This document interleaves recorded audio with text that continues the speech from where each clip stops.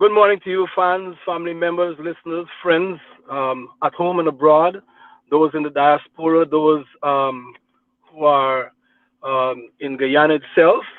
It's a wonderful Monday morning. It's 8 minutes after the hour of 8 o'clock, and we are in beautiful New York City. At least that's where I'm broadcasting from. The main man, Andrew Weeks, is operating out of Georgetown, and of course, the temperature here is a handsome 67 degrees Fahrenheit. So it means that in Guyana, maybe it's somewhere around 80. I didn't get a chance to check it this morning. Kind of got here a little late, but it's good to be back with you folk on this yet another edition of the In Perspective show. We have a very special guest this morning. I don't know if you remember the APNU AFC coalition comprises representatives from a number of smaller a number of political parties. Let me put it that way, inclusive of of course, the PNCR, um, the main component of the coalition. Then you've got the WPA, AFC, and so on. And therefore, you've got representatives from those parties included amongst those who are serving in parliament. Today, we have a young lady for the second time who admirably served in the office of ministry. Well, I don't remember the name of the ministry because in those the ministries had different names. But I think right now it's called the public service. We knew it as a public service ministry from back then, way back when. I don't remember right now if that's the name that was used during the David Arthur Granger administration. But that's the ministry that she carried when she was there, and today she's back in Parliament, serving as the shadow minister with responsibility for the public service. Um, Therefore, we are very happy this morning to welcome back to the In Perspective show the Honorable Member of Parliament, Tabitha Sarabo-Halley. I have done some more research, and I did find out that there is some connection on both sides of the fence. So I am so happy to have you back. Welcome back to In Perspective. Well, I still like to say minister, but for the purpose of the discussion, I'll say honorable member of parliament. Good morning, and thanks for having me yet again on your program. It's great to be here. You're And ever it so it well. was actually the Department of Public Service when I was there. So we were under the Ministry of the Presidency. Oh, right. Great. Thank you very much. So uh, we know that you did a stellar job. I mean, listen, I like to be very frank. There were times when I think almost every minister in the AP and UFC administration got some sticking from me because I believe that democracy is an attribute. It's a prized possession that allows people to freely scrutinize those who have responsibility in the public domain, and then make criticism constructively, though, with the intent of the feedback getting to the person so that they can make adjustments. And I mean, it's like cricket. You in the game, see, you don't necessarily see some of the players that you can make as we who are outside of the game. So yes, there were times when the minister who served in the Department of Public Service got some sticking, but we still loved the minister. We loved every one of our ministers when they were serving, or when you folk were serving. And now that you're in the opposition, we don't love you less. We love you folk even the more because the truth is that you folk could have packed up and said, you know what, we're out, so I'm done with this kind of nonsense. Let me go look after my family. Let me go find something. Let me go put together a nice little career and so on, because it's not for the want of qualification. You folk are highly educated and so on. So we really, really are grateful for your continued input to ensure that this well, right now I'm not sure if it's a democracy, but the democracy that you started to develop again flourish. Uh, what really is the responsibility of the Ministry of Public Service? What does it entail? Well, yes, it's a couple of things. One, of course, the main one is scholarships. That's the one everybody is aware of and knows of, because that's where persons are able to get access to funding from the government or through the government to be able to pursue their academic goals. Outside of that, the Ministry of the Public Service deals with the public service. So they're the agency ensures that the public service is running smoothly in terms of hiring, in terms of promotion, in terms of benefits, in terms of whether or not there needs to be a change in designation, whether, we're in the 21st century, some designations need to change. All of that happens at the Ministry of Public Service. So it looks after all the other ministries. In terms of the human resource of all the other ministries, everything is supposed to come through the public service. Any decision made, any changes to be made, hiring or firing and all of that, it comes through the public service. And of course, we have the Public Service Commission that also works as well. So it's sort of the hub for all the other ministries. Wonderful. I mean, like I was a public servant, but still, I don't think I had grasped the concept. Of that. And I am particularly grateful for this bit of explanation and clarification today, and I assume that many other people are. And you hinted about on this issue of scholarship. Uh, right now, there is some buzz in the air about billions of dollars being spent according to the government figures, apparently.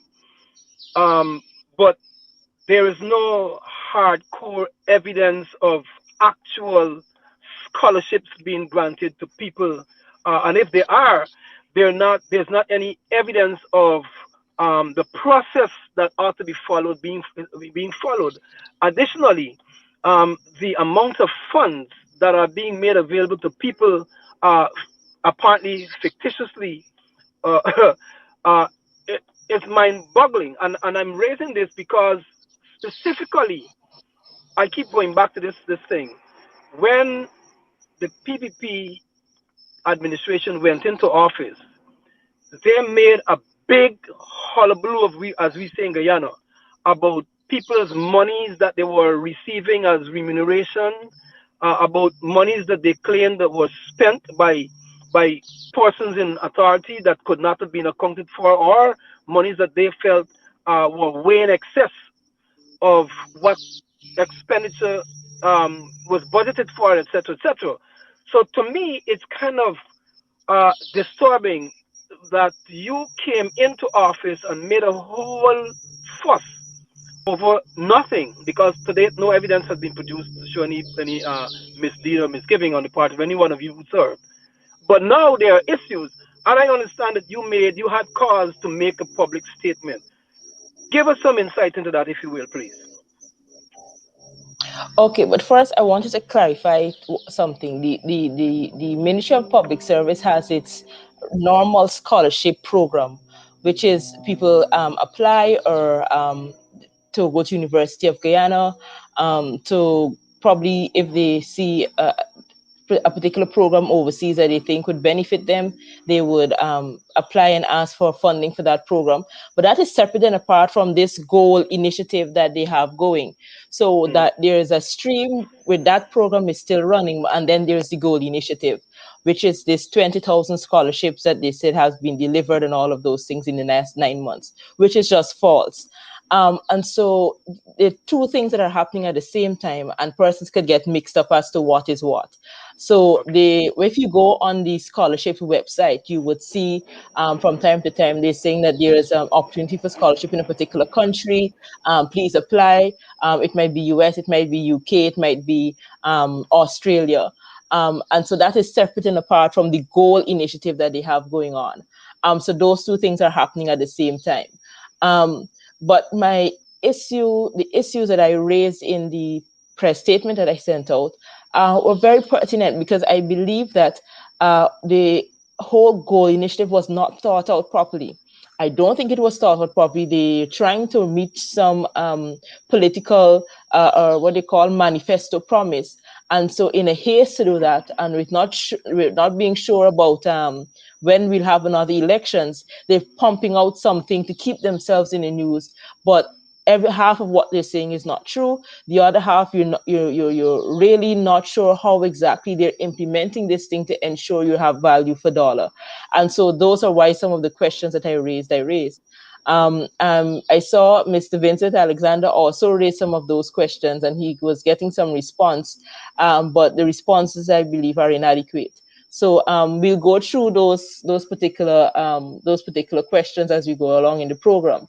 But it's just to get help us to understand there are two different programs happening at the same time, and the goal initiative is what I'm very concerned about, because the other program is the one that is there, that we know the process, we know what should be the process, and I know how to look at that. But the goal initiative has so many unanswered questions that to properly assess the implementation and the process that they're using is difficult, because I'm not sure how how it is that they would have set up that program.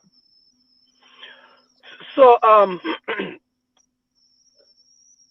the goal this goal initiative, if I'm understanding you correctly, is a uh, an initiative of the PPP administration. It's not something that came from the Granger administration and they picked up. No, yes, it is an initiative from the PP administration, completely Okay. initiative from PP administration. What when I started to ask questions about it, even during the budget debate, what I recognized was that some of what it is that we were trying to do, they tried to push that into answering the questions on how they're going to move forward the goal initiative. But of course, in the haste, and I guess the not a complete understanding as to what it is we were trying to do, they fumbled the whole thing. So it's not it's it's really sad, because you put a lot of effort into putting something together, and ensuring that it is something that is efficient, something that is would be effective, and something that would be in the long run for the benefit of the entire country. And then you have people who come in who either don't understand what it is that you have on paper, which means just reading and understanding, or they just have another purpose, which is not a positive one. And so they're not interested in what it is you would have left behind. Wow. For those who are following us this morning, we are yet again in the the alternative broadcast location. I got home late, so there was no time for me to rush inside to get into the studio. So we are communicating here. We are having a discussion this morning with um, the member of parliament, honorable member of parliament, Tabitha Sarabo-Halley, and she has responsibility, of course, for overlooking things, overseeing things in the public service ministry. Um, and we want to express gratitude to her for being here and making herself available at this time. I am going back to the discussion. I was tempted to say minister. um, I observed that there are some figures out there in the statement. I saw something like $30 billion, and then I saw something a large figure that was said to have been allocated for one scholarship. And then I am looking at some of the people who are recipients of these so-called scholarships and the amount of money that we're looking at that are being expended. For example, I saw a figure like 1 point something million dollars per month as rent. I like, really? So where are we talking about? Like, is this a rent for some apartment on the moon that we have to pay that exorbitant figure? I'm not sure what we're talking about. Give us some more perspective, please. It is some. I saw a response from someone when it went out that why it is that we're now giving out this information. The information was actually in the public domain before, but I think persons did not really pay attention to it when it came out when I was actually in office. Um, but that is the reality of the a particular minister. At this point, I don't want to say names, but if it Right. comes to that, we will have to do it. His daughter, and this is the why I raise this at this point is because we've heard time and time again about AP and UFC ministers and ministers' children getting scholarships as if there's Mm-hmm. something wrong with it. Like if we're not Guyanese are not entitled to scholarships as every other Guyanese. So you are hearing that. And the, the the reality is that all those persons who got scholarships on the AP and UFC are now serving the public in one way, shape, or form. Um, and what we have is a typical example of what happens under the PPP, which is a minister's daughter received a scholarship. And when you look at well, first of all, the rent, what I understand, it wasn't a one bedroom, it was a four-bedroom in a particular country in the Caribbean, and they were having the time of their lives, right? And so this person was going through their studies, but they were living the luxury life in that particular country. Wow. And but the bottom line of it is that after all of that, the minister then requests of the public service ministry that this person that the daughter be uh, removed from the contractual obligation, which is that she would serve back her time, and also that that he won't have to repay any of the monies that was spent on his daughter to the country, citing mental health issues or what's not. And now that is not something that you play with. When you see something like that, you worry, maybe something did happen. But for Okay. all, so we were a bit unsure, maybe something did happen, and so there was cause for, for that. But then afterwards, we saw a video of her walking across the stage, accepting a certificate. And as far as we're aware now, she's back home working at a private entity. So the whole idea about mental health problems and all of that sort of goes over once it is that you're in a capacity to one Mm-hmm. graduate in some way, and also now you have a job at some establishment here in Guyana. So the government, and this is the taxpayers' money, would have been spent on this particular individual for her to enjoy herself primarily in this particular country, and then we don't get the benefits of it. And so when you juxtapose that as to what is happening with these supposedly AP and UFC ministers' children and ministers who received scholarship, all of us are back working. All of us are here working for the country, and so you cannot really say you cannot really it just shows the PVP's mentality as it relates to these things. It's okay for them to do certain things, and even it's not even the same because the young lady has not worked a day serving back the country, and would have spent all of this country would have spent all of this money on her, and she's basically now enjoying life, not giving any service to the public. And when you look at now the goal initiative, you're wondering how is this going to play out. Are these persons going to have a contract that they will have to work for the government once they finish their scholarship? What exactly is the plan if you're giving out 20,000 scholarships? Do you have 20,000 jobs available for these persons when they come back? How are you sure that the areas in which you're sending persons to study, that they have space for them once they get back here, whether it's not in the public service or in the country as a whole? Because I don't know. But before we got into office in 2015, you had a barrage of, I don't know if you would recall, but they had a lot of workshops, a lot of NGOs, and were Yeah. doing a lot of workshops and giving out a lot of certificates. And Mm-hmm. persons would go around with all of these certificates they have, and they cannot find a job. It still made no difference because the job market wasn't ready for that type of employment, that type of employee. And Mm-hmm. so just giving out scholarships for the sake of saying you have 20,000 scholarships to give out and not planning it, in a way that ensures that persons, that first you get value for dollar, that every scholarship that you give out, that persons will come back and be able to serve in the country in one way, shape, or form, that you'll be able to develop the human resource and also ensure persons get a job. Because that is the whole point. Nobody's going on a scholarship just so they can say they have a certificate. If you don't have a job at the end of the day, then it was pointless, because that is why you are doing it. And Right. so if those systems are not in place, then what is the point? Why it is that you're doing? Basically, you're just spending a whole lot of money on a campaign promise, and the taxpayers' monies would have been utilized. And at the end of the day, Guyana is no better for it. That's interesting.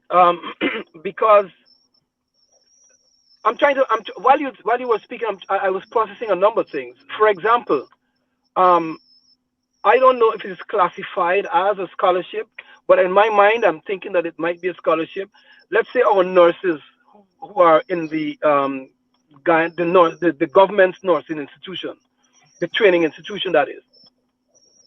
Those people, those students are required to sign contracts that Yes. require them to work a certain number of years Yes. with the government once they would have graduated. And during that period, they're quote unquote blacklisted at the airport. They can't travel and Yes. what and what and what have you. Yes. Yes. Um, I am thinking that it is absolutely ridiculous and unfair for us to ask the common man in the street to give that service and to be put systems in place to ensure that they are penalized even before they commit an offense by blacklisting them and preventing them from leaving the country to go anywhere while they're studying and even after they study without completing the required number of years of service. And then you have people who are occupying offices, uh, which which I'm trying to find the best way to frame it without being offensive. Um, while they are enjoying the benefits of the said taxpayers' money, but their offsprings, their relatives are given a pass. That to me is hypocritical. And it is also the people in the bureaucracy taking advantage, further advantage of the man on the street. I don't know what we can do. Is there anything that we could do, or is there any plan that was ever in place or that is in place to change that dynamic so that nurses, for example, can be allowed to go wherever they want, but you know that once you like I don't think everybody else is blacklisted. So once you leave, if you come back, you're being held until you pay or whatever. Just like some other people. I mean, I've known persons who were able to leave Guyana. They're on a scholarship. They leave, and when they come back, if they do come back, they're told, "Hey, you're not leaving to go any place until you pay back because we gave you a chance and you left and you didn't come back. So now that you're back, you got to pay." Something like that, because I think it's unfair to those poor nurses who are blacklisted and I mean, blacklisting people is for a crime, and they haven't committed any crime. So, what is there to ensure that this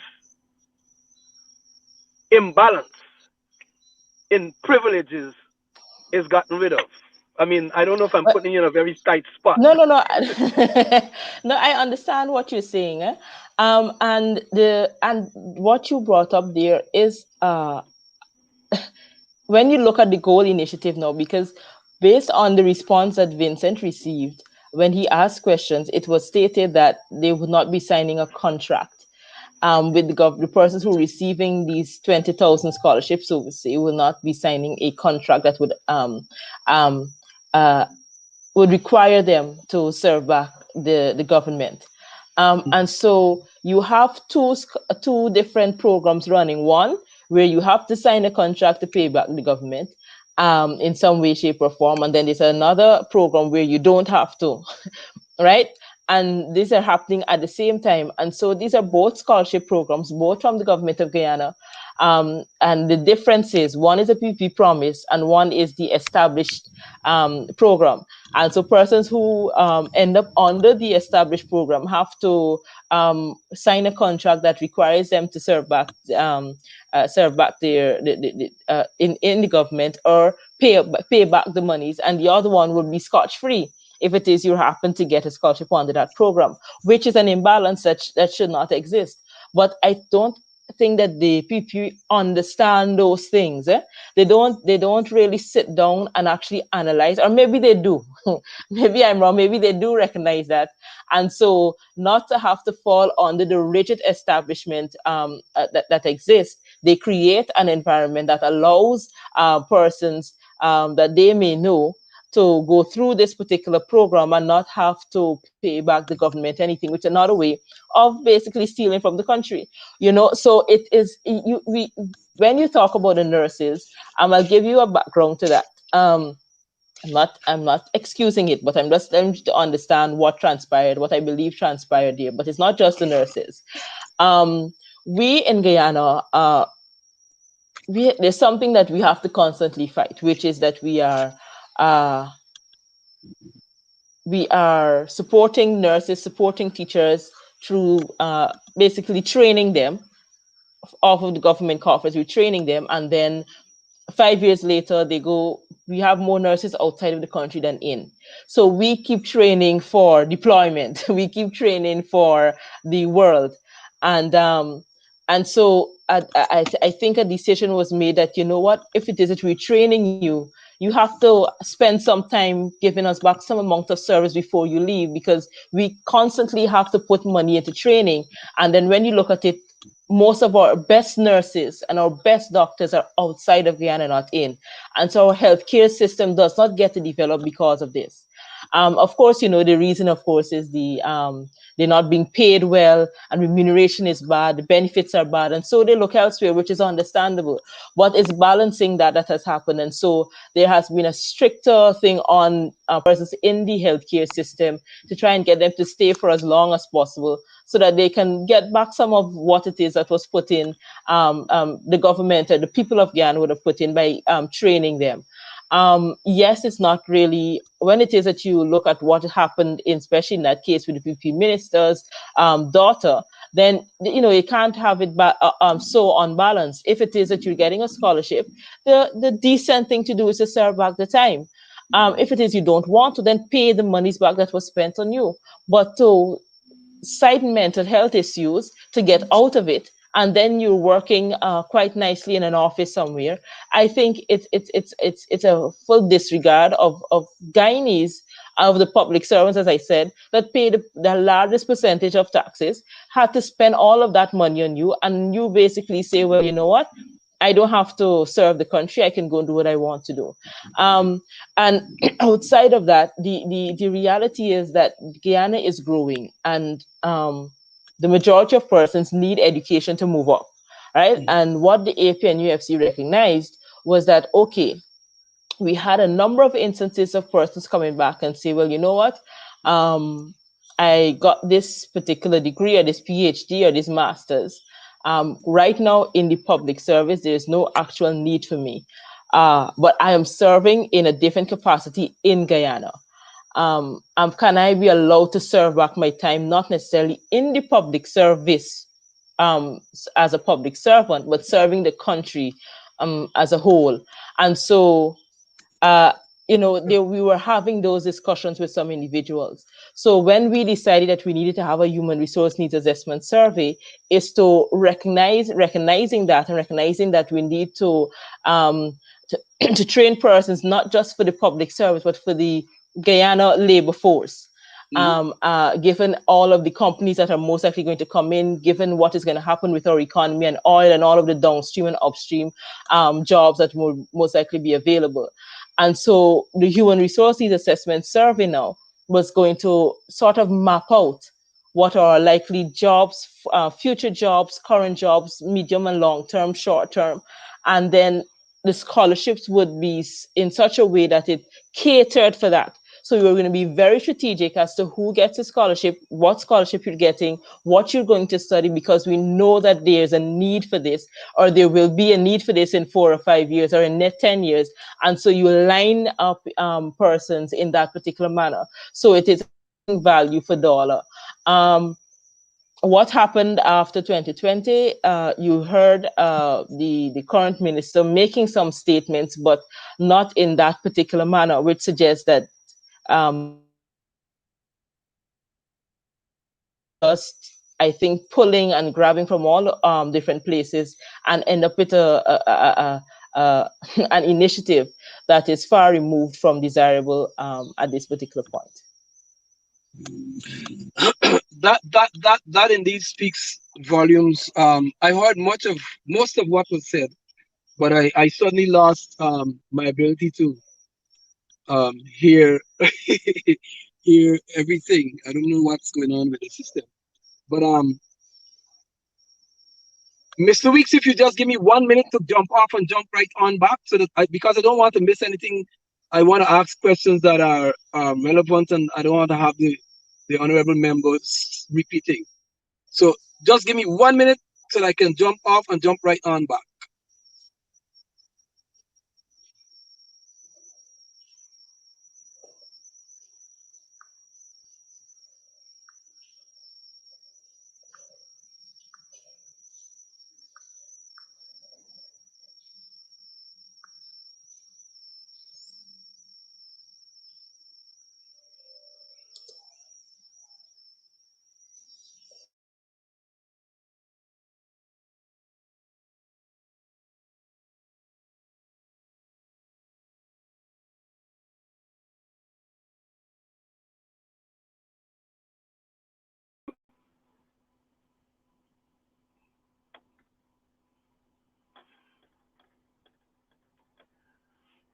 All right. So I think we're back together. Yes. All right. Good. Good. Good. Good. Good. Good. Good. Good. So sorry about that. Yeah. So thanks. That was an explanation that I'm sure a lot of Guyanese will benefit from. A lot of Guyanese will absolutely appreciate, um, and will help us to understand. Because the thing is that a lot of people in the community do not understand the dynamics of how a lot of these ministries work, especially now that I really felt that the public service ministry um, had something else to do, not necessarily dealing with scholarships primarily. I know that they had something to do with scholarships, but I didn't understand that um, all, it would appear, of the government scholarships come through the public service. Um, and every single public public servant is employed and dismissed um, via the mechanism that is in place um, in the public service ministry. So now let me get back to the specifics as uh, indicated in the statement. My understanding is that um, we've got some, was it hairdresser, who received some scholarship, um, and I mean, like, what did the hairdresser get the scholarship to do? I'm not sure that I understand that part. Have we lost the member of parliament? Let me see if I am getting. All right. So my thing is that I am not sure that. Oh, we back. I was asking member. Again, I'm going to say minister. Honorable MP. I was asking what area of study did the hairdresser get the scholarship for? I'm not sure if Oh you know my. that. No, no, no. I can't recall. I cannot recall. I just know that it was a university in Canada. I don't think it had the name of the program on the document that I saw. No, it didn't have the name of the program. It just had that she was at a particular university in Canada. But then I understand that that course is now gone old. Yeah, well, and there are a number of different sides to this. And that is why the State Asset Recovery Agency was actually looking into it. Because on one hand,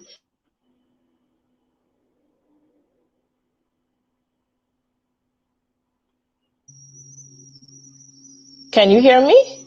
Yes, I'm hearing you. The Yes, on one hand, it could be that somebody was given a scholarship and they just chose not to come back, or it could have been evidence of something else happening where monies were sent somewhere but wasn't actually for the purpose it was actually um, stated as sent for. And so that is why the State Asset Recovery Agency was actually looking into the matter. Because if we got nothing back from those persons saying, well,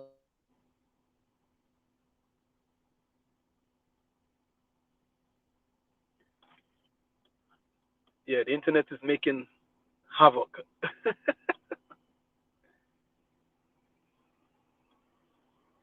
I want to I want to believe that there are people who are uh, being paid to make mischief.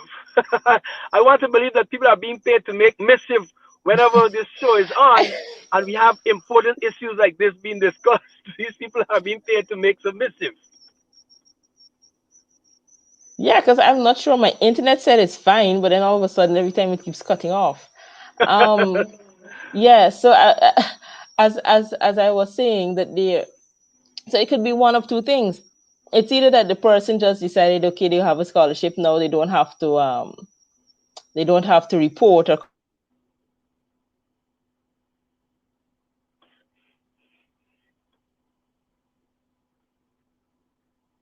Yeah, they're doing their thing. They're doing their thing. They're making the mischief this morning again. Um, that's what that this is what happens in uh, authoritarian states. You're not free. You don't have the freedom um, to discuss pertinent issues. Um, they just decide to chop you off. We're gonna get through this, regardless of what they do. We're gonna get through this. Yes, go ahead, go ahead. They're doing their thing, but we're gonna get through this discussion. Can you hear me? Am I back in? Oh boy, you were back. Yeah, we were. This is not this is not I'm good at hearing you. all. I'm hearing you. Yes. Okay.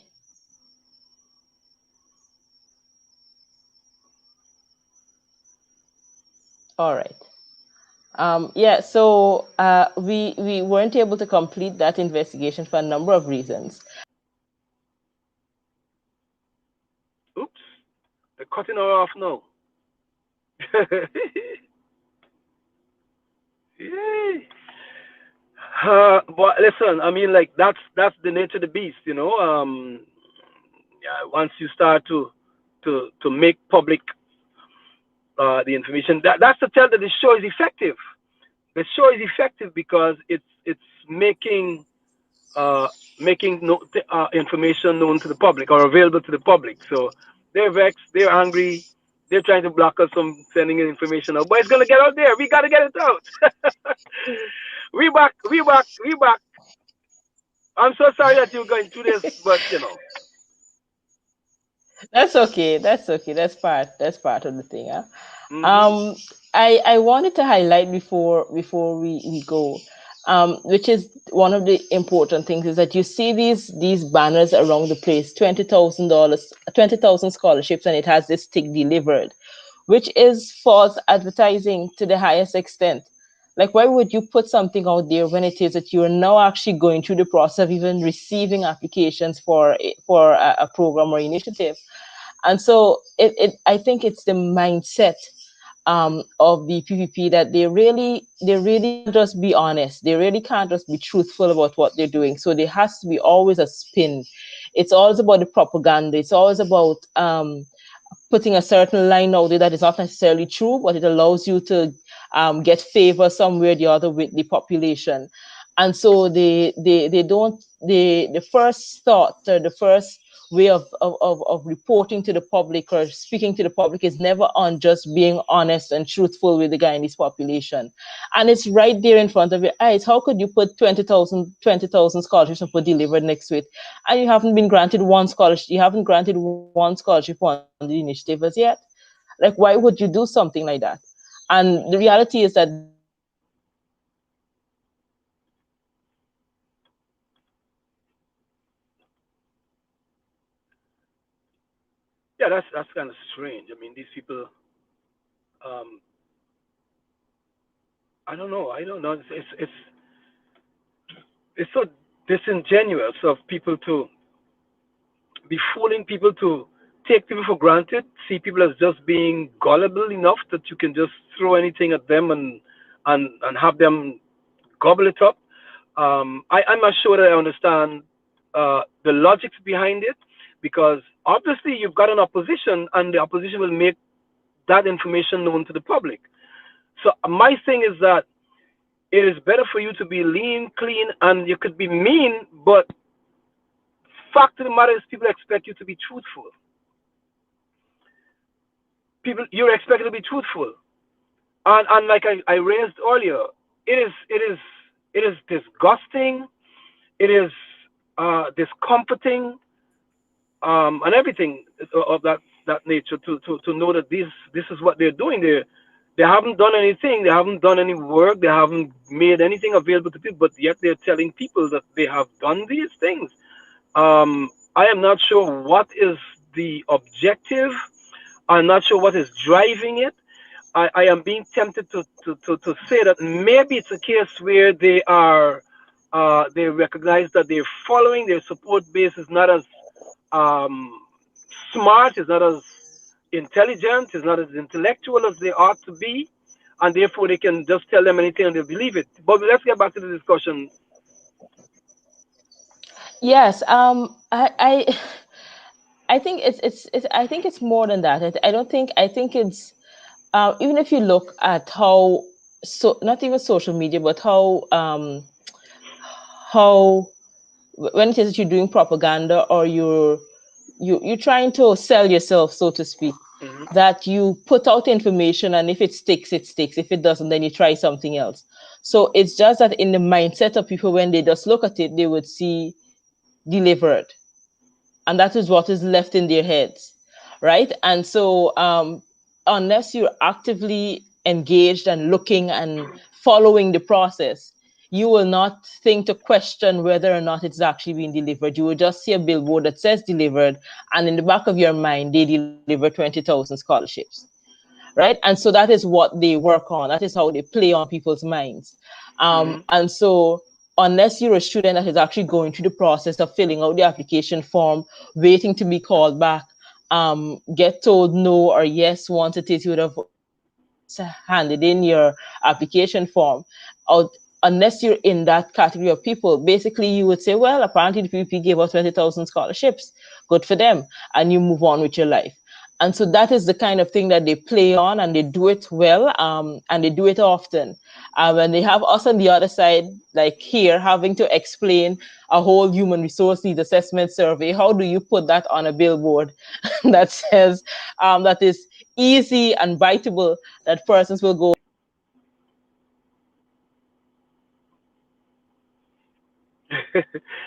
Yeah, the devil is busy. The devil is a liar. The devil is busy. He's a liar, because that was building up to a very critical point. I have a question to ask in that regard, um, and I hope we get the opportunity to ask the question so that we can get a response to it. Uh, yeah. Maybe when we here we go again. You keep going. You know, you you just slow. You just slow. Yes, it's kind of difficult, to put up human resource needs assessment survey done by the AP and UFC. It's harder to people to grasp, and Yeah. so that is what you find with a lot of what happened. Um, and I think I said this before on your program. What When we got into government in 2015, our agenda was basically to, before we get programs up and running, we need to do proper feasibility studies. We need to understand Hmm. what the programs are going to cost before we can start. And you don't just jump in and do things, and then 3, 4, 5 years later you have to redo it because it was done wrong. You didn't want to go through that process, and so Okay. feasibility studies needed to be done. You need to do a proper assessment of where we are as a country, where we want to go, how do we want to get there. And a 5 year term does not really permit you to do that and deliver to the people what the people want in that 5 year term. And so a decision was made that that was the way in which we would go, with the hope that people would understand that, and that we would get in for a second term to go into the process of actually delivering on those things. And so what you see the VP doing now, and all the commissioning and all of the things that they're saying they're starting, are projects that we would have gone through the process of doing the feasibility studies, doing the strategic outlines and goals and all of those things, starting the projects, doing the scope, scoping it out, checking to make sure the risk assessment, all of those things. And now we are going to be at the stage of, fully implementing those things. They're coming and implementing them, but implementing them very badly because their interest is not in development of Guyana, but on how it is they can get their friends and family kickbacks, put some in their pocket, and still show that they're doing some amount of work in the country. And so that is the difference in what has happened. And I sort of liken it to what happened between 85 and 1992. We know quite famously the ERP program. It was all started and on the Hoyt Exactly. and Greenwich and Yeah. so. And then in 1992, all they had to do was run with it, and they Hmm. ran with it badly, of course, because they not 100% either. They didn't know what they were doing, or they were just interested in themselves, and so we didn't get the best out of the ERP program. And so it's a repeat of that. It's a repeat of that is happening now. But we have to roll with the punches, and hopefully we get back into office, which is, I think we would, based on what the PPP is doing, to continue our 10-year development plan that we had. Nice. The exact thought came to mind while you were representing the issue there. That it's the same thing happened in '92. Um, but that brings me to a very important uh, point in the discussion. I have a very critical question to ask. I had an interview with Dr. Hines a little while back, and Dr. Hines suggested that because of the fact that the PPP controls most of the media platforms and outlets in Guyana, the APNU AFC coalition does not necessarily have the luxury of those platforms to put its messages out there. And then, in addition to that, the Speaker of the House is not allowing for um, adequate discussion and amplification of some of these issues in the House, in the People's House, so that there's no way really for the people of Guyana to get the information that they ought to have through the channel of the Mhm. Parliament. So he suggested that the coalition embark on an exercise that would see them going and having the people's parliament sessions outside of parliament in various parts of the country. Why don't we take parliament to the people instead of just sitting there and hoping that the PPP uh, speaker, quote unquote, at some stage allows for discussions in the parliament? There, I think I saw one or two such exercises, but to me, it seems as though there's now a lull. Now, this kind of information is critical to persons grasping what the PPP's modus operandi, what their entire objective is and has been so far. So, to me, or in my mind, um, people knowing this would lend towards a successful campaign to remove them from office and to secure your re-entrance or reoccupation of the office of government or the seat of government. What plans, what plan does the opposition have currently to continue that program and to take that kind of information onto the streets or on the streets or into the neighborhoods and the villages so that people can have that information and arm themselves with it so that they can make informative decisions whenever it's necessary for them to make those decisions. Okay, thank you for that question. Well, it's twofold. One, when you saw the pictures of those big outreaches, so to speak, that is when a whole group goes into a particular region, and so that is highlighted.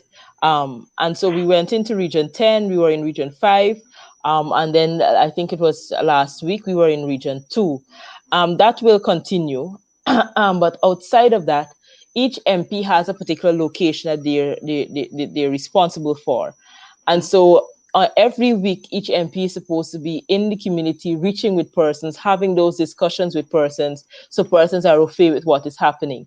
So where it is that you may see the pictures of the big outreaches where all MPs go into one area, what you don't necessarily see on the social media is the day-to-day discussions that are happening with MPs and residents in the particular communities discussing these same things. So and while I understand that a lot of our supporters and are online and they're overseas and they're looking to see what is happening, I think there's a balance that has to be played as to what you actually put out on social media and what you don't. It's not that you're not doing the work, is that you're selective with what you put out, so people you don't always have to put a whole game plan out for everybody to see.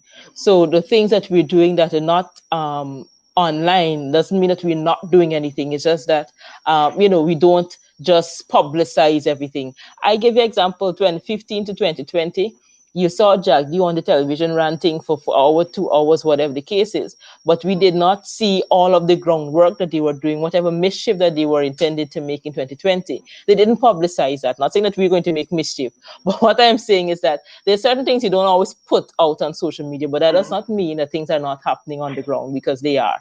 Our MPs are very enthusiastic. They are very engaged, and they're I can say this, they're really doing what they need to do on the ground. And so you would see, if you follow various MPs particular Facebook pages, you would see them advocating for certain stuff, putting certain things out there based on what they would see in their communities. But not always everything goes out, but that doesn't mean work is not being done. Right, and I understand and appreciate that. I even understand the difficulties that go along with that. One thing that I observed with the PPP, and like I often say, I don't criticize people or an organization or an action just for the mere sake of criticizing it. If it's meritorious, I'll say it's meritorious, and I'll just say it clearly. But if it doesn't have merit, then I'll talk about the demerits of it. The PPP was very, very effective during the campaign of, in um, making short videos, snippets, and disseminate information via the videos, those clips. So, for example, when the people were burning on the west coast of Belize, and the the folk who were considered to be PPP personnel or supporters went up to those fires and wanted to be allowed to pass. Some of them were not, Escorted, and and yes, and yes. there were instances when they were escorted. And I opined at the time that because of the fact that people were hurting, you had a situation where the PPP supporters uh, stoned one of the school buses with our school children inside and injured some of the school children, and no reprimand was had or Mm. was given by the PPP leadership to their supporters. It just went like that. And I was saying that the people on the west coast of Belize have a right, a democratic right, to protest in whatever form they feel that would be most effective. And I feel that they have a right to block the streets if they want to. for as long as they want, they feel like it's necessary. And the good thing is that the people who are doing the blocking have been escorting people around those blockades. The PBP's mischief machine did not capture some aspects, but what they did was to take a snippet. I had a 20 minutes discussion with somebody on the issue. They took a 22-second snippet of that, and they just took this thing that said the people have a right to block the street for as long as they want to. And that thing went all over the place. So in Guyana, it became viral among the PPP supporters and even among my church people. Some people didn't even take the time to view the video, but they started attacking. Oh, this man only saying that he's a church man. He's racial, and this is you know you know. So I'm saying that just as they used that tool for to promote the negative messages, we can do the same, Yeah. but to push our positive messages. We can push the information, the very information that we would disclose to people in a bottom house meeting or something, just a little snippet of it and push it out there. Your statement, for example, if we get it broken down into small snippets, video clips, and we disseminate it, at least the message goes out. People get the message. Your support base is fed the information that they need so they can make informed decisions. So I think that's one of the things that could be undertaken, so that we can. It's more or less getting back to the grassroots, because Mm. sometimes when we speak as politicians, well, I'm not in politics any longer. We speak way above the head of some of our supporters, and they lost. They are in the moment at a rally because the crowd is hyped. They yay everybody, but then ask them what was said. What did you cheer? And they're like, well, she said, what she said again? You understand? It's way above their head. So I don't know if you have plans, or the opposition, the coalition has a plan that will, not necessarily take that, but something like that to get the Yeah. information out. Yes. Well, of course, one of the things that has always been the bugbear, I guess, of the coalition is our PR. And what you've said there is accurate, and we are putting things in place to do exactly what it is that you're saying. When I finish here, I have to go and actually read out my press statement so that that could be done. So those things are being looked into. It is a recognition that we need to up our game where PR is concerned, and it's a work in progress, but things are moving, I think, in the right direction. Wonderful. I just have two more questions. I see we coming on to program time, and then you have to go. I know. One, I know that the government offers a lot of local scholarships, and by local scholarships, I mean in-home scholarships in Guyana, let's say to UG, to Guyana School of Agriculture, etc., etc. And they also offer scholarships for postgraduate studies, like at Hugh Whitting Law School, etc., etc., etc. I have seen, and I think that is what you might have been referring to as the normal Yes. scholarship and so on. Yes. I have observed, I was checking, I realized that the scholarships for 2020, 2021 are closed. But in this whole jigsaw puzzle about scholarships, I am not sure that I am seeing anything out there for 2021, 2022, 2023 scholarship season. Am I too early, or is that something that is still to come? I mean, you're not in government, but at least you might be able to tell me what to expect. Well, they should start advertising for the 2021-2022 academic year. So that should start if it hasn't happened as yet. Which month we're in? We're in May. Hmm. Yeah. So around this time they should start putting out. They should start by now. It was early in the year, might have been a bit too early, but by now they should start advertising for the scholarships that are available for the different in country and out of country as well. So if they haven't started it, when I checked the other day, there was one particular one that was open, um, but we're now in the season for it. So from May, June, July is when you will see a lot of them coming up, and um, yeah, so Uh, so so it should be happening now. okay. Um, and that hasn't stopped. Yeah, but that those programs haven't stopped. But I just have an issue with how it is that they're doing these two things side by side, with two completely different processes and completely different outputs, and it really doesn't bode well. I am. I'm hesitant about, whether or not everything is going to be transparent and accountable, and where exactly the money is going to go, how the money is going to be used, and who is going to get the scholarships. How do you determine who gets these scholarships? And how it is that you're ensuring that those persons are going to be able to utilize whatever skills they get from the scholarships in country. So it's I am, you see, and this is what I put in my statement. There's nothing wrong with persons getting scholarships. I'm all for if the entire, I think UG should be free.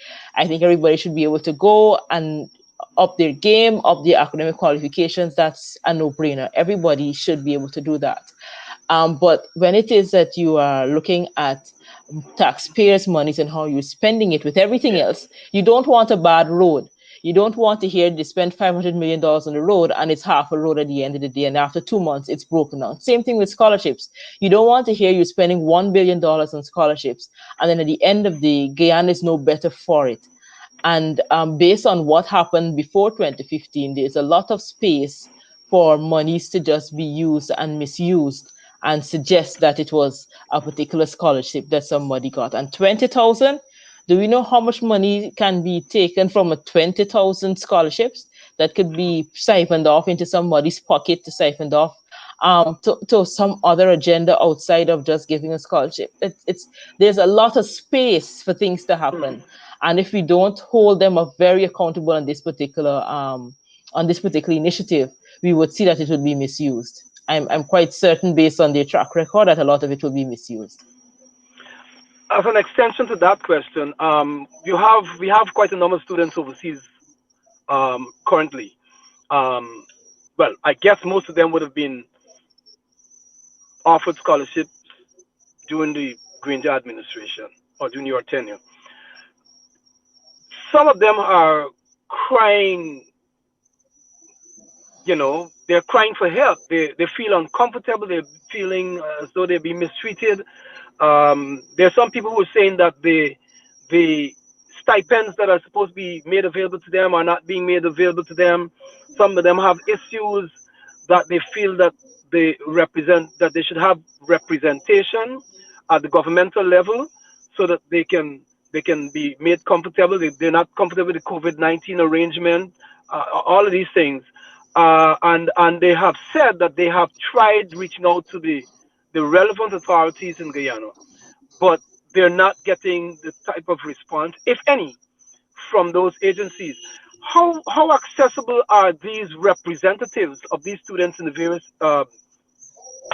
locations to you, so that you can get feedback directly from those folk? And if you get feedback, how accurate is the information coming from the representatives as against what the students are saying?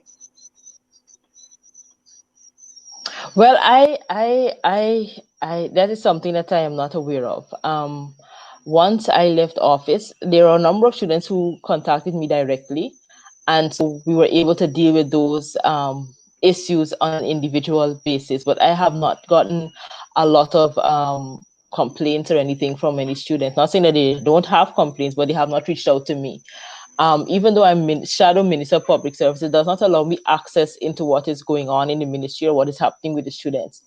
Outside of the students actually making direct contact with me, I would not know that there is an issue. So what I would suggest is that persons can make contact with me. That doesn't mean that I will let their names out publicly, Hmm. because we dealt with a situation with a particular student, and I have not publicized anything to do with that student until I get clearance from that student to do so. I would not. But it's about dealing with the situations as they arise. So if students are in a particular position and they need assistance and they need guidance as to how to move forward, they can feel free to reach out. I'm on Facebook. Some persons may have my phone number, so they can access me through WhatsApp, and I'm available to hear and to see how best we can deal with those situations as they arise. So they can feel confident that their names and their issues would be made anonymous, so to speak, or it would be confidential if it is that that is what they desire. But if it is that their issues that need to be dealt with, they can feel free to make contact with me. I'm open to being able to assist. Hoping once I can, I will assist. Wonderful. I have some information that I'll tie it up, get all pull all the details together, and I'll definitely pass it on to you so that you can have a look see, and the concerned parties as well. I'll ask them to try to make contact via the Facebook medium, and then and once the contact is made, you Yeah. can do whatever to make it more formal, or Yes. whatever the case might be. Yes. Yes. Um, it would be Yes. remiss of me. It would be uh, showing a large measure of ingratitude if I have you on the program and I don't make sure that you're comfortable while serving us as Guyanese, uh, you know, at the level you're serving us. We recall that you were assaulted. I don't put any speculations there. We recall that you were assaulted by um, Kwame McCoy not very long ago, and the police did nothing about it. The Speaker of the House did nothing about it. Um, and I asked one of your colleagues some pointed questions the other day. Some of the questions were answered. Well, most of the questions were answered, but I still feel dissatisfied. So, having not been able to get satisfaction and justice as you should do through the prescribed channel, I asked your colleague if there's a plan to take your own private action. Well, of course, she was not in a position to tell me that. Have you made such a decision? Do you have such things in plan? I mean, are you going to just take that sitting down? Um, to say take it sitting down is a bit taking it lightly. No, it's not. It's not taking it sitting down.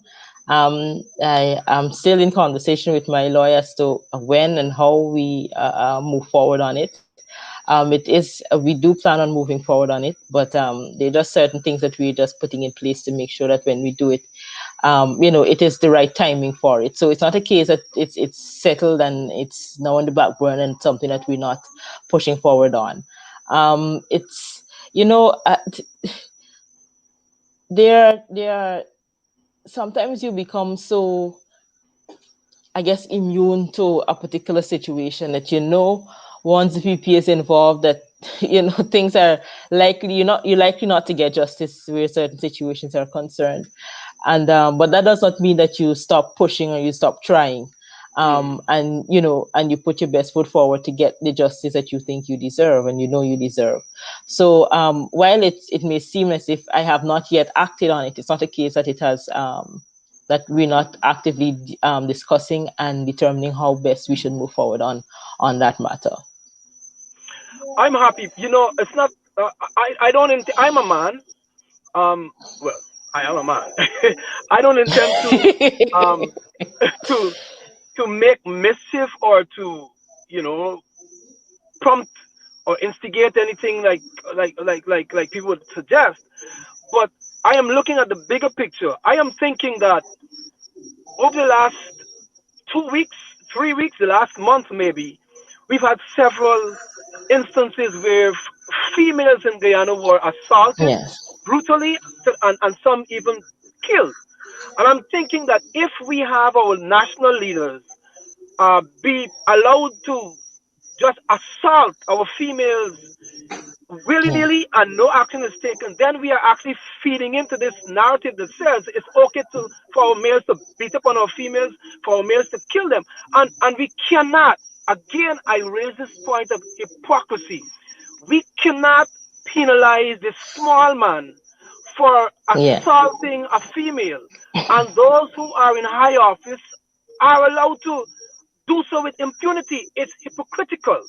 So if the law applies to the small man, it has to apply to the big man. Has to. And if the big man feels that his connection or whatever his political status allows him the privilege to assault and get away with it, then the same should apply to the man at the bottom. So, for example, I made a comment. I mean, this is just segueing a little. Uh, I saw a post, I saw a news item that says that a certain gentleman in Region 6 struck somebody on the street and killed him. And some people were saying, oh, well, is a PvP man, so nothing will come of that. No, we cannot accept that. I, for one, was Yeah. vehemently pushing back against this whole notion during the elections period when there was an accident with Mr. Best. And I was saying, hey, let the courts determine whether Mr. Best should go free or not. And people Mm. were angry with me for saying that. And I'm saying, let the law stand. The law Yeah. has to be Yeah. applied. In this case, it should apply. And then similarly, I'm saying, if if I go home and I assault a female, I'm going to be locked up. No doubt about it. I don't have that privilege. So why should somebody who is holding a high office, who should be setting the example in the first place, a lawmaker, be Yeah. allowed to assault a female lawmaker too, Yeah. and get away with it? So I mean, like, it's not cool for us to allow these things to go because they're going to feed into the narrative that it's okay to kill the females, to beat them up, to do whatever you want to do to them. It's okay. They are just tools. They are just property, just Yeah. assets of the males. Yes, it's and what you're saying there is so important. Outside of my specific situation, I'm actually reminding myself. I'm going reading this particular book on the social contract and what that means for a society. And when it is that you born into a society and it has rules, it has laws, it has regulations, what you should and should not do, and you sign on to it, um, by abiding by it, by the laws that exist. You have to your agency stops when it comes to confronting another individual, those sort of things. And if it is that we don't if it is that the laws and rules and so only for some and not for others, then it loses its legitimacy. And once that happens, what we have is anarchy. And then Yeah. anybody can do what they want. And so, if at the top of the ladder, which is the top of the food chain, which is the leaders of the country who are supposed to be holding on to this law, because that is how they also retain their legitimacy, so to Yeah. speak. And if it is that they don't see the need to hold on to that and to abide by that, then not only would they lose their legitimacy, but everybody else will lose, and the social contract would be lost. And so it's just anarchy. Anybody would do whatever they want to, and behave however they want to behave, and respond to, and react in any way. And so the society becomes a lawless one. And so when you speak to let the law for the law has to be the same for the person at the bottom as well as the top. Is that if it isn't, then it's anarchy and everybody just does whatever they want to do. And you cannot allow a society to denigrate in that kind of manner, because then what do we have left to hold on to? Um, a society stands based on certain morals, certain values, certain laws that everybody has to agree on. And if we don't all agree on, then we in some other chaos. And then how do we deal with chaos? How do we regulate chaos? How do we? And so it's sort of a sad space when somebody can say to you, well, it's a PvP man, so he's going to get away with it, Yeah. It's sad. right? It is a psychologically, it's a recognition that one, PvP has a certain, a persona, a certain people don't expect anything from good from the PvP. Yeah. And so they're allowed to continue with impunity because people have no great expectations that they would do the right thing. Which on the other side, they had such great expectations of the AP and UFC that anytime we stumbled, we were on a pedestal. That anytime we stumbled, it was Yep. right. And so is Yep. that I'm just analyzing and going through that juxtaposition as to the two parties, the whole idea of a social contract, what that should mean for society, and how it is that people understand that legitimacy is gained and a true, not you being in power, but that people recognize you as the legitimate person to be in power, and that you abide by rules, by laws, by values, by that call allows the society progress and to develop as one. But if outside of that we have anarchy, and then anything goes. Yep, that's so important, and I would want to pitch in the piece that says that we expect so much of our young males. I mean, Yeah, what do I tell a little boy in school who slaps his classmate? We bring the father and tell him, hey, we would slap you back and all that, but then he can tell me, but yeah, the MP slapped the other MP and nothing was done about it. yeah, So you shouldn't yeah, tell me that. We've taken the bar so low that it's yeah, it's it's almost insulting to the nation.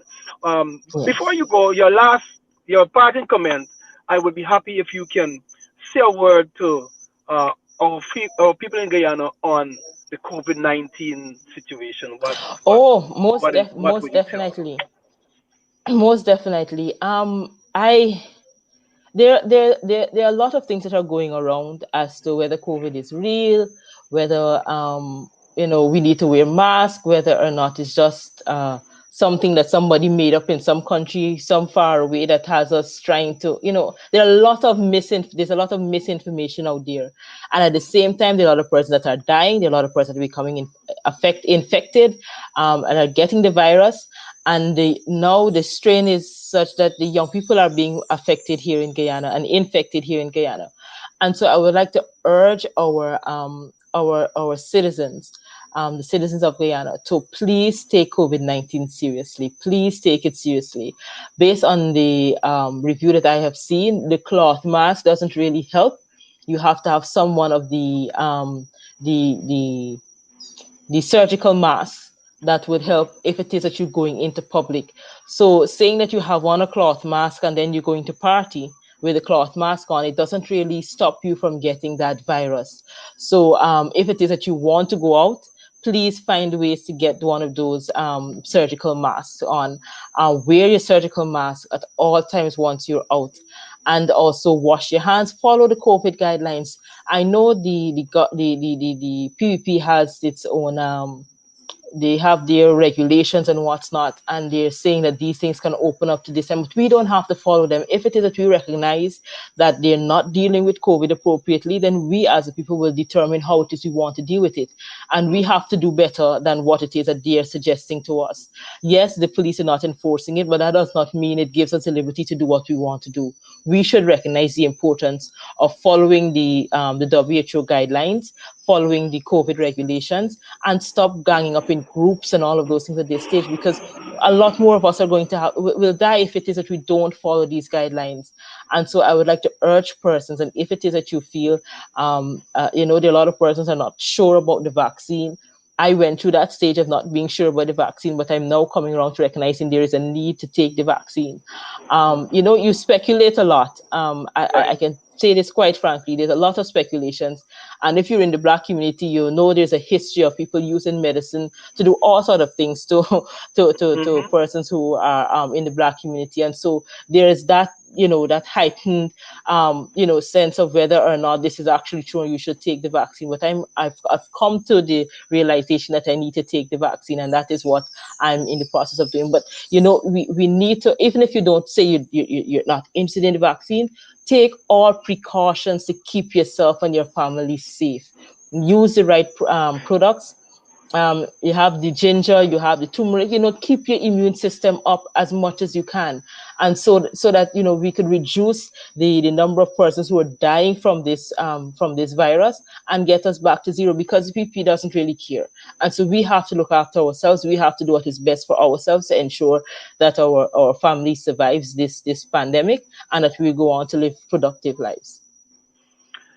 Thank you so much, and I'm very very happy that you told the story that you yourself were once at the point where you were questioning whether or not you should take the vaccine, questioning the legitimacy of the vaccine. But now you've gone to the place where, after having done your own researches, your own bits of research, you have come to a place where you realize, hey, better safe than sorry. It's safe Yeah. enough for me. I'm gonna go get myself in line to take it.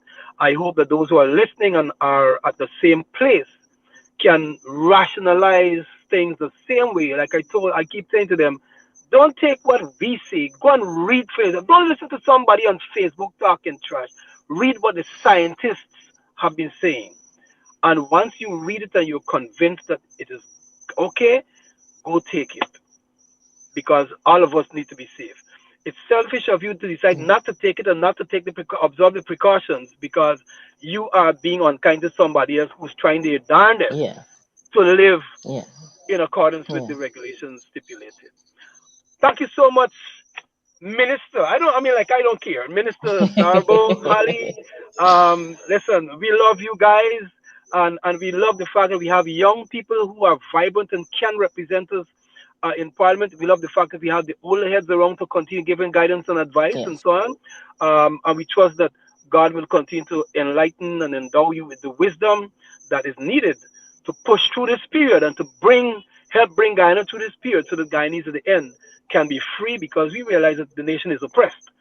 We can be free again, and we can have that knee of oppression taken off of our neck, our democratic neck, so that we can breathe and be free as a nation to live and interact again. Thank you so much for your time today, and I surely look forward to having more discussions and interaction with you. And again, I say, this platform is yours too. Whenever you want a message to get out there, just hit us up, and we're going to make the time available to you. Thank you for having me. It was indeed a pleasure, and I will keep that in mind. Thank you so much. God's blessing on you and your family. Thank you. Same to you. All right. Have a good day. Thank Listen, we are privileged. The last time we said we are blessed and highly favored. Andrew apparently fell asleep again today. I don't know what's going on with Andrew these days.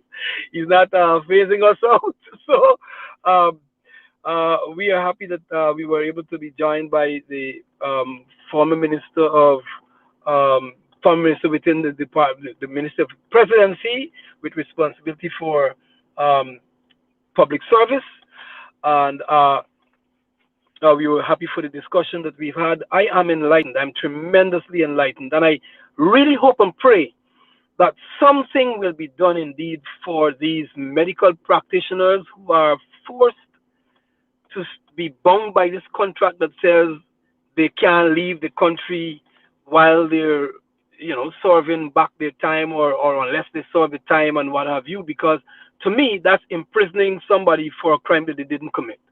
I hope that there's going to be some resolution to that, and I hope that when we will finally put together all of these bits and pieces, that we're going to be able to get this information in relation to the students, the overseas scholarship students, to the Honorable Member of Parliament, so that she can look at them and probably have dialogue with those students who are discomforted, and ensure that systems are in place to make sure that our students on scholarship overseas are taken care of. I am aware too that some of um, our citizens who are overseas here on athletic scholarships, they may not necessarily have gone through the public service ministry. They could have come through the GOA or the AAG or whatever the case might be. I'm also aware of the fact that some of those athletes are unhappy, they're uncomfortable, because the stipend, again, that is due to them have not been paid. And I know, for example, in the case of those persons who are athletes specifically, there is an issue, there is a contentious issue that has enveloped the track and field, as we say in Ghana, the athletics community, and therefore the athletes are feeling the squeeze. I had one comment posited to me the other day when I raised it. I was told that it seems as though those persons who are charged, those persons who are regarded as custodians of the keys to the door to athletics in Guyana, may have to take legal action to resolve that little problem they're having. In the meantime, our athletes are being penalized for doing no wrong. They're supposed to get the stipends. The stipends are not coming to them. That's the report I have, and I'm going to be delving deeper into it so that I can provide more context and more information. as we go along. But these things need to be looked. These things need to be addressed. It's kind of embarrassing that Guyana is, like we can't continue to do that kind of nonsense. We're supposed to be developing instead of remaining static and stagnant as a society and as a country. All right. Thank you very much to those persons who have been supporting us so far. Just remember to put a little mic there, and so that we can have the program continuing and going smoothly. Remember, on Wednesday morning, we'll be having a discussion with the former Minister of Education in the David Granger administration, um, the Honorable Member of Parliament, Ms. Nicolette Henry. And on Friday, we'll be having a discussion with Mr. Adams, the former head of the Energy Agency in Guyana, the man who was controlling the oil business. You know what I mean? Who was overseeing the oil business that the PBP asked to leave when they took office because they were probably fearful that he was going to let some cats out the bags, so to speak.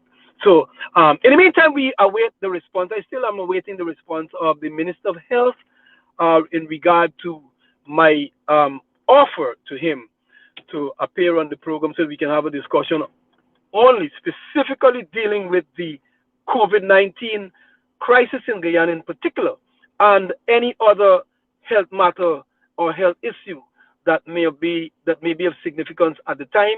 The ball will be in his court. We're still waiting for him to respond and to see when he can appear, if he is accepting the invitation. I don't know. Like I said before, this COVID-19 thing is not something that should be politicized. All hands should be on deck in this situation. And therefore, every opportunity I feel and every opportunity being made available to every single person in authority in Guyana should be taken and fully utilized to ensure that the message gets out there that every Guyanese need to take the vaccine.